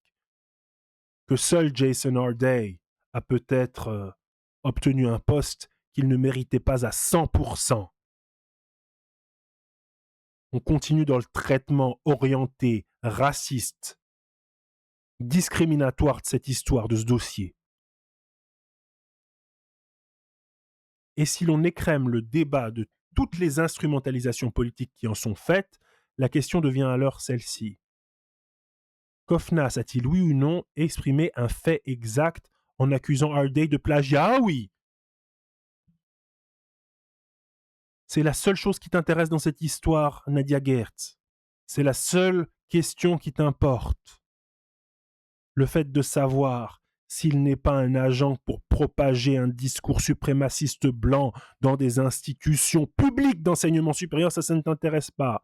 Le fait qu'il ait provoqué un harcèlement, qu'il y ait eu une avalanche de harcèlement en plein été contre un individu avec plus de 200 articles de journaux dirigés seulement pour ternir la réputation d'un seul homme, ça, ce n'est pas une question. La seule question, c'est est-ce exact? Et si c'était exact, si certaines, voire toutes les accusations proférées par le raciste, le suprémaciste blanc, le suprémaciste juif Kofnas, si ces attaques-là étaient justes, était-il logique, était-il normal, était-il justifiable qu'elles se soldent par la mort de Harday? Voilà les vraies questions qu'on devrait poser, qu'on devrait soulever, auxquelles on devrait discuter collectivement, pas juste à savoir, oh, est-ce que c'est vrai ou est-ce que c'est faux? Ça peut être vrai, mais ce qui est certain, c'est que c'est absolument injuste, c'est que c'est absolument indigne. C'est que ça abaisse l'éthique universitaire à tous les niveaux, à tous les degrés. Et le fait que ça a été propulsé par un universitaire comme Kofnaf qui se prétend spécialiste en éthique, son éthique, c'est l'éthique nazie, c'est l'éthique fasciste. Le fait que c'était propulsé par un universitaire qui se prétend travailler dans le domaine de l'éthique rend les choses encore plus répugnantes, encore plus dégoûtantes, encore plus honteuses. Le fait qu'elle ne trouve pas en elle-même, cette Nadia Guir, ce fait qu'elle ne trouve pas en elle-même le minimum de ressources, le minimum de dignité pour être révulsée par cette situation, pour moi, c'est absolument scandaleux.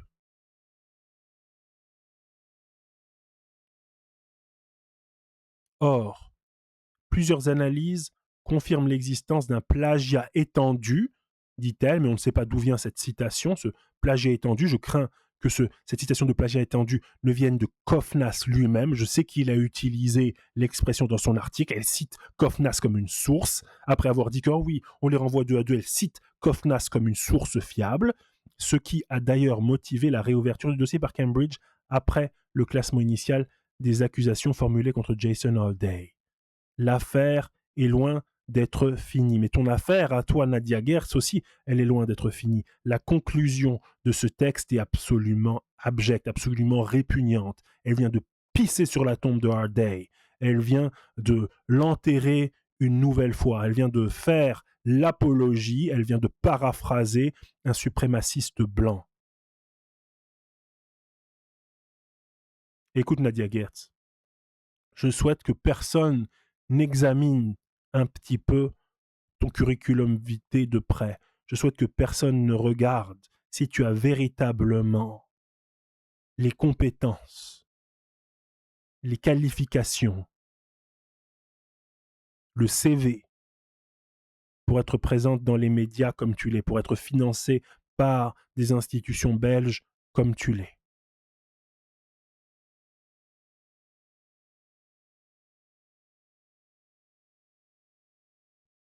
Bref. Désolé. Je m'attendais pas à m'énerver à ce point. Après, j'aurais dû m'en douter vu le sujet, mais la manière dont elle a traité la question, je trouve ça vraiment abject. Mais on a l'habitude, si vous voulez. On a malgré tout l'habitude d'à quel point euh, la vie et la mort des hommes noirs, que ce soit des intellectuels, des comment dire petits bourgeois probablement comme Jason Harday, des types comment dire qui croulent sous les récompenses et les honneurs, ou que ce soit de pauvres types abattus dans la rue comme des chiens. Dans tous les cas, dans tous les cas, il y a un désintérêt total, une absence presque structurelle d'empathie pour ce type de souffrance, comme le disait Sylvia Wynter. Il y a une incapacité désormais de la part des intellectuels à mêler leur destin à la souffrance de ces hommes noirs-là. Il y a quelque chose qui les répugne là-dedans. Pallas dit Hello, je suis d'habitude de la team replay. Tes lives sont vraiment super, si c'est le bon terme, vu les sujets à écouter le matin quand je fais des tâches répétitives. Eh bien, je te remercie beaucoup. Merci, comment dire, ça me ragaillardit alors que je suis plongé dans des considérations bien sinistres.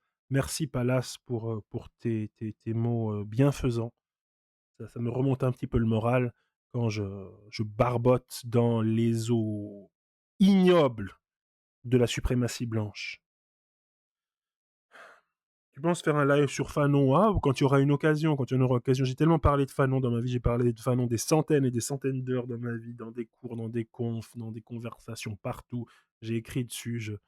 Donc, voilà, je ronge pas mon frein pour parler une énième fois de Fanon, mais s'il y a une actualité sur Fanon, s'il y a une vidéo, s'il y a un truc intéressant dessus, bien sûr, je n'y manquerai pas. Mais il faut que ce soit dans l'actualité, il faut que ce soit un petit peu intéressant, que ce soit un petit peu, voilà. Tout ce que je sais de Nadia, c'est qu'elle a tweeté ça. Je dis ça avec toutes les précautions nécessaires, mais si on cherche un restaurant à Gaza sur Google, on en trouve plusieurs qui ont l'air d'être en activité. Ben, t'as qu'à y aller. T'as qu'à y aller bouffer, Nadia, si ça s'intéresse tellement. Et j'espère que tu auras une réduction de 50% sur deux forks. Hein, et oublie pas de mettre 5 étoiles sur Google, puisque c'est aussi important que ça.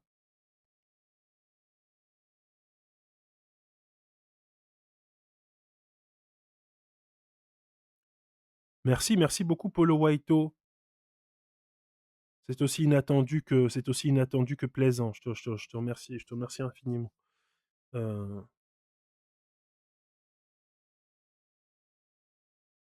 les gens qui disent que c'est pas pareil dans les sciences dures, dans la discipline des mathématiques, c'est une véritable aristocratie blanche. Oui, j'ai dit que c'était pas pareil, mais parce que je ne connais pas, je suis désolé désolé à tout le monde d'ailleurs si j'ai propagé une fake news, c'est parce que je ne connaissais pas. Donc je voulais pas m'avancer, mais merci de rétablir la vérité de Doc Trainer. Euh, dans la discipline des mathématiques, c'est une véritable aristocratie blanche qui enseigne les enfants de leurs collègues sur plusieurs générations. Tout le monde le sait. Une fois, c'est dingue ça, une fois qu'on y est, je parle de grosses universités, d'écoles d'ingénieurs françaises, genre l'ENS, PSL, Polytechnique Paris, etc. Cela devient pareil en informatique, des dynasties de chercheurs en informatique, en sciences, en mathématiques. Pour revenir sur ce que tu évoquais à propos de la tonalité de la chaîne, dans le contexte spécifique de l'affaire Jason Harday, pour avoir eu le plaisir d'assister à une de tes interventions publiques, c'est précisément ce mordant, comme par exemple tu stigmatises à juste titre, avec des brocards bien basés, la médiocrité crasse des philosophes adoubés par les médias, que tu réveilles l'audience et toute la réflexion qui a précédé celle qui s'ensuit s'en trouve valorisée. Il faut que ça niaque, il faut que ça pique la viande. Il faut que ça pique la viande. Toi, tu es bouché, toi, Polo Whiteau. Et je dirais que tu sais le faire dans un style élégamment déraisonnable. Oh, dis donc, quand- c'est très joliment dit. Je te remercie beaucoup. Ça me touche. Franchement, merci de, comment dire, de m'encourager de la sorte. Franchement, Ça me fait ça me fait très plaisir. Ça me met du baume au cœur franchement à discuter de sujets aussi sordides et surtout dans une telle indifférence. Parce qu'en réalité, le fait que les racistes soient racistes, le fait que Cofnas existe, le fait qu'il soit largement financé, c'est une chose. Mais le fait que la presse de droite ou de centre droit, comme Le Point, comme ça, euh, comment dire, aille chercher comme ça des petites Nadia pour saupoudrer son, son discours d'analyse soi-disant pleine de recul, soi-disant basée, soi-disant objective, soi-disant neutre, pour au final renforcer le discours de la suprématie blanche, ça c'est véritablement scandaleux. Et, et, et, et pour moi, c'est nécessaire que qu'on discute de ce type de sujet sur cette chaîne. Tu n'as jamais pensé à faire des sortes de vidéos ou de cours pour introduire à la pensée décoloniale? Si, si, j'y ai pensé, mais je ne sais pas exactement quel format je devrais faire pour ça. En plus, ce serait beaucoup de travail. Il faudrait que je trouve un moyen de financer cela parce que c'est vraiment c'est beaucoup d'heures, ça, plus les lives, plus l'écriture, plus d'autres projets sur lesquels j'essaye de travailler en ce moment euh, dans le secret de mon alcôve. Ça fait beaucoup, ça fait beaucoup. Et voilà, et tous ces projets ne sont pas rémunérateurs, donc il faudrait trouver un moyen que ça devienne, comment dire, économiquement viable, quoi. Euh, Peut-être que tu pourrais faire un react à la vidéo de Mister Phi sur les philosophes de plateau TV. L'inconvénient, c'est que tu risques d'être trop souvent d'accord avec lui, donc d'avoir moins de choses à dire. Je crois que j'avais vu cette vidéo. Non, c'est une vidéo qui date un petit peu, si c'est ce à quoi je pense. Parce que je suis pas sûr de connaître Mister Phi, mais je pense que j'ai vu cette vidéo sur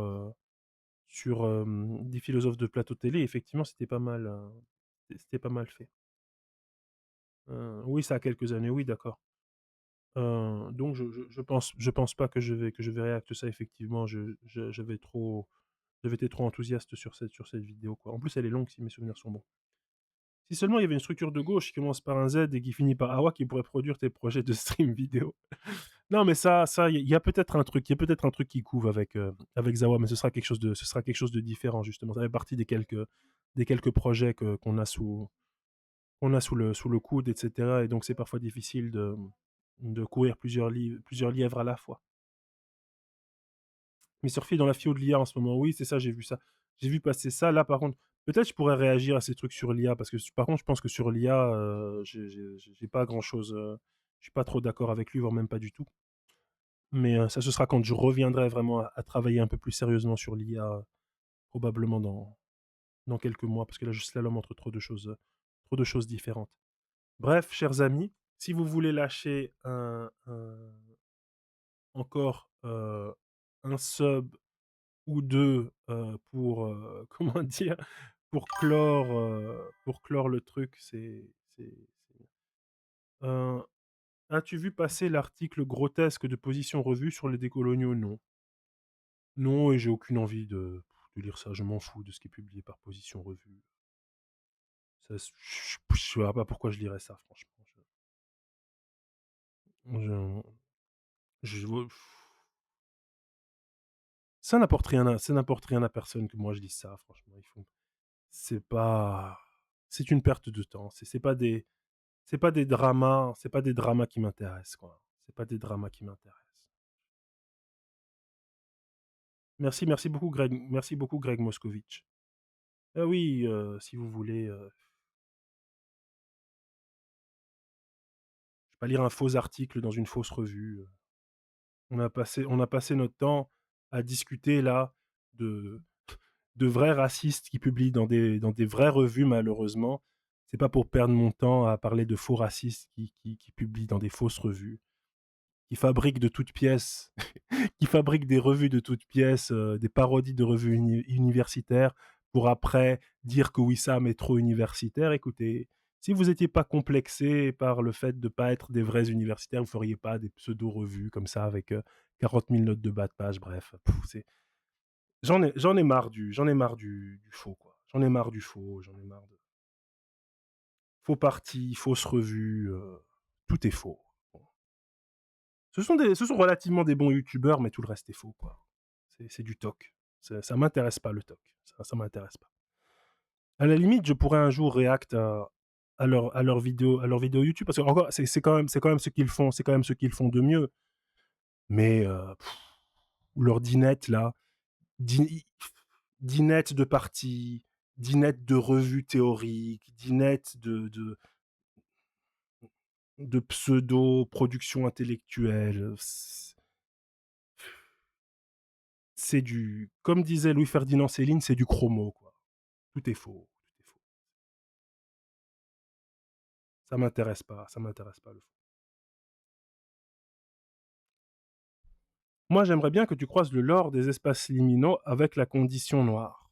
J'ai l'impression que c'est très relié à la middle class blanche, alors qu'en voyant Atlanta, les films de Peel, His House ou Candyman, je trouve qu'il y a vraiment quelque chose qui rejoint l'idée d'inquiétante familiarité, d'espace limite, etc., comme propre à l'expérience noire. Ouais, c'est intéressant, je parle pas beaucoup de ça comme l'espace, mais ça va être clairement l'un des axes dans le livre que j'écris en ce moment, donc Florence Rey, je pense que là, les grands esprits vont se rencontrer. Dire à quand le live sur Mark Fisher? Ben, en fait, j'hésite. Je pense que je vais plutôt essayer de faire une vidéo sur Mark Fisher qui soit pas un live, de faire un truc un petit peu plus carré, un petit peu vidéo essai, quoi. Et voilà, ça fait partie de mes objectifs pour les prochains mois. Je pense que ça le mérite et ça peut être intéressant. Euh, me dit que sera probablement de meilleure qualité que si je fais un live comme ça. Tu veux refaire du truc sur Gigec? Peut-être, peut-être, peut-être. S'il y a des choses intéressantes. C'est vrai que j'ai pas fini le film de Zizek, donc peut-être que je vais le faire, peut-être que je vais le faire.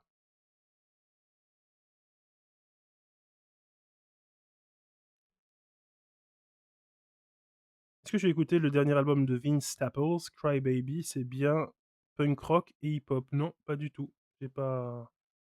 Juste une interview sur lundi matin et Politicon en français sur Fisher. Oui, bah, le truc de politique, les trucs de Politicon. Je pense qu'il a fait plusieurs vidéos non Politicon sur Mark Fisher, mais c'est pas mal Politicon, franchement. Je suis étonné qu'il ait pas davantage de succès parce que c'est vraiment pas mal ce qu'il a fait. Moi, ce que j'avais vu le premier, c'était sa vidéo sur l'hyperpop. Et tout de suite après, j'ai acheté le livre. C'était vraiment bien. Non, franchement, il est sous-coté. Hein. Il est vraiment sous-coté, Politicon, je trouve. J'ai déjà eu la discussion avec des potes de pourquoi on a été si attiré par les Lumic. De quoi tu parles, Zigawoto? Ah, les Liminal Spaces.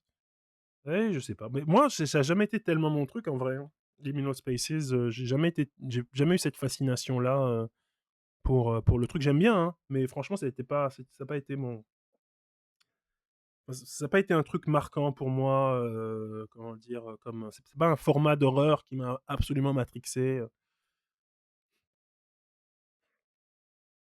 Moi, c'est vraiment l'horreur cosmique, Lovecraft, etc. Ouais, presque le concept d'horreur cosmique vraiment qui est le plus fondamental pour moi, le plus important. Mais après, il y a une connexion entre les deux, je pense. Euh, la fameuse phrase de Pascal, quoi, le silence des espaces infinis m'effraie, quoi, ce truc-là, qui est un peu applicable aux deux. Et voilà. Merci Laurent pour cette discussion que je n'ai effectivement vue pratiquement nulle part. Je retourne à des sujets bassement divertissants, si jamais le divertissement reviendra sur la chaîne. Moi, comment dire, je suis pas heureux, encore une fois, mais je l'ai déjà dit, hein, mais je le répète, je suis pas heureux de faire des sujets comme ça. C'est vraiment des trucs que je fais par devoir, quoi, par information. C'est vraiment du journalisme de ma part, quoi. Faire un sujet comme le sujet d'hier sur Andrew Tate et tout, j'y prends, ça me fait infiniment plus rire. J'en prends infiniment plus de plaisir et tout. Et franchement, je fais pas cette chaîne-là pour. C'est mon principal plaisir, ma principale satisfaction sur cette chaîne, c'est certainement pas d'informer. C'est vraiment de rigoler. Mais Mais voilà, on peut pas toujours rigoler, quoi. On peut pas rigoler tous les jours. Il y a des fois il y a des fois, on n'est pas en mesure de rigoler. Heu, Cogneur, ah ça me dit quelque chose cogneur, oui, avec un K, ça me dit quelque chose. Heu,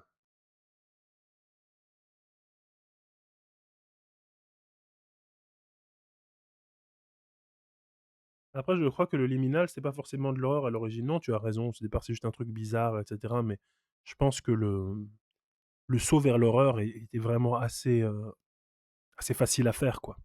Il y a déjà tous les ingrédients de base, quoi. Il suffit de rajouter une petite musique bizarre et ça devient déjà de l'horreur presque. Mmh.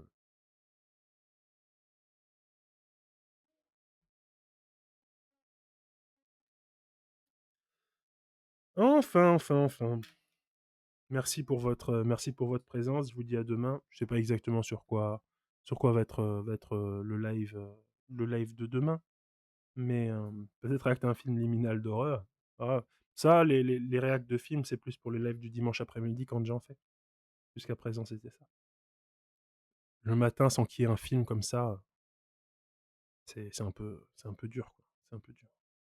Mais j'ai des films à faire, j'ai des films à faire en réserve, donc peut-être un de ces 4.